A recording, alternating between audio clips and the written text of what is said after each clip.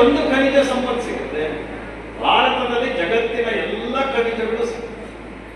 ಇಲ್ಲಿ ಚಿನ್ನನೂ ಸಿಗುತ್ತೆ, ಬೆಳ್ಳಿನೂ ಸಿಗುತ್ತೆ, ವಜ್ರನೂ ಸಿಗುತ್ತೆ. ಹೀಗಾಗಿ ಪ್ರಾಕೃತಿಕವಾಗಿ ಖನಿಜ ಸಂಪತ್ತಿಂದ ನಮ್ಮ ದೇಶ ಬಹಳ ಸಮೃದ್ಧ. ಇನ್ನು ಪರಾಕ್ರಮದಲ್ಲಿ ನಮ್ಮ ದೇಶ ಯಾರಿಗಾದ್ರೂ ಕಡಿಮೆ ಇದೆಯಾ?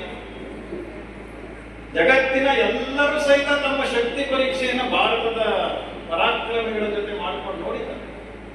ರಾಣಾ ಪ್ರತಾಪನಿಂದ ಹಿಡಿದು, ಗುರು ಗೋವಿಂದ ಸಿಂಗನಿಂದ ಹಿಡಿದು, ಛತ್ರಪತಿ ಶಿವಾಜಿ ಮಹಾರಾಜನಿಂದ ಹಿಡಿದು, ಇತ್ತೀಚೆಗೆ ಬಲಿದಾನ ಮಾಡಿದಂತ ನಮ್ಮ ಸೈನಿಕರವರೆಗೆ ಎಂದೂ ಸಹಿತ ಭಾರತದ ಕ್ಷಾತ್ರ ಪರಂಪರೆ ಅದೆಂದೂ ಸಹಿತ ಚಿನ್ನ ಆಗಲಿಲ್ಲ, ಎಂದು ತನ್ನ ಪ್ರವಾಹವನ್ನು ನಿಲ್ಲಿಸಲಿಲ್ಲ.